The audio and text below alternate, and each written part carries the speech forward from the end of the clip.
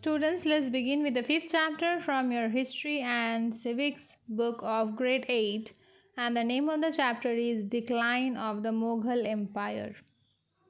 Let's begin the chapter. A period of transition. Transition means a period of change.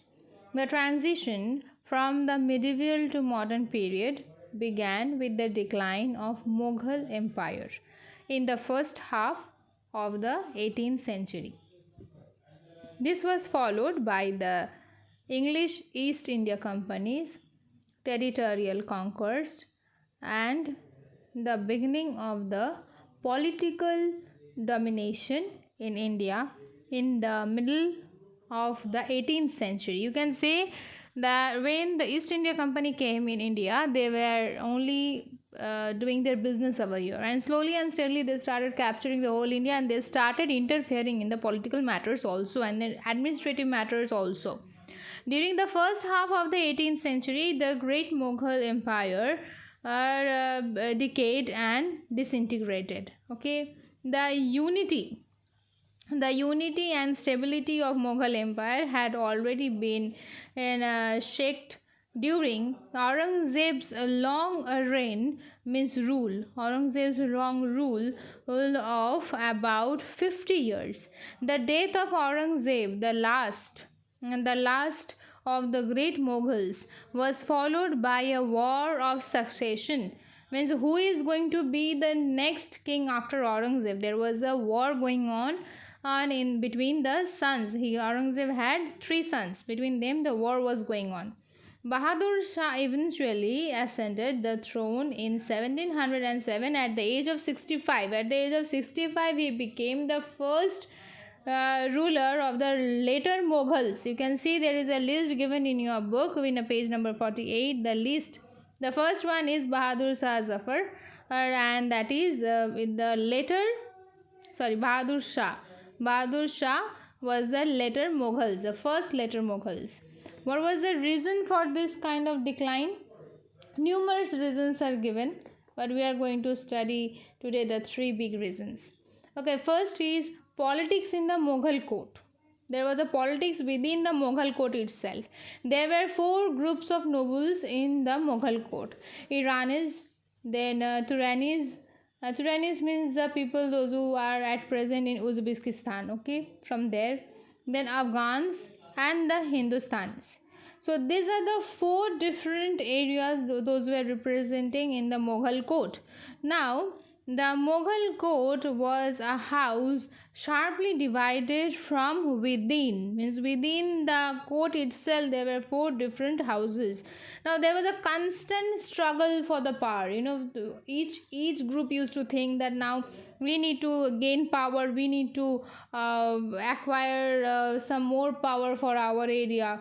There was a rivalry or jealousy among these 4 groups, and they started harming each other.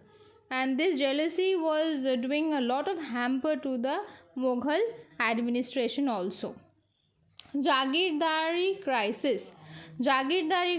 What is the meaning of this? We have to understand.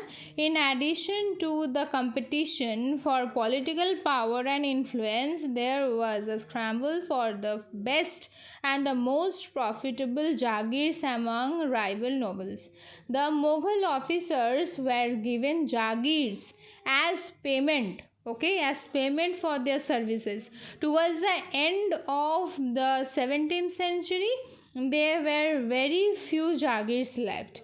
To satisfy the demands of the newly recruited officers, crown lands were converted to jagir lands and given to the nobles. Okay, as this was getting converted from crown land to the jagir lands, this led to a huge loss of revenue, means huge loss of money from the royal treasury, and a further decline in the power of the emperor. Okay, weak military organization and administration.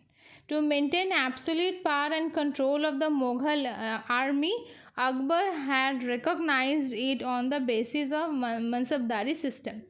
Okay, as Akbar died, then this system also slowly broke down by the end of 17th century. Under this system, Mansabdars had to maintain a fixed number of troops of armies. Okay, fixed number of troops of armies. They were given jagirs as the payment for doing so. For this kind of services, they were getting the payment now. Later, an increase in the number of mansabs and a shortage of jagir led to corruption and inefficiency in the system. The mansabdars did not maintain their quota of troops and adopted corrupt methods. This led to the decline of military strength and of the Mughal Empire. The Mughal rulers did not have navy. Okay, army means the officers or the, you can say, soldiers, those are fighting on the land, those are called the armies. But navies are fighting in the water. Okay, so they did not have any kind of navy and made no effort to establish one. Their equipments and techniques for warfare were very old and very inefficient. Nothing was done to reform, modernize, and strengthen the army. This means whatever they were having as in warfare, those they were carrying and those were not maintained also. Neither reform, neither no advanced technology was used. Okay, so they did not make any kind of effort to update themselves regarding the weapons and the military, and they did not have the army, they did not have the navy also, but they did not think of establishing also. So these are the few weak points, and in the next video I shall complete the chapter. Thank you.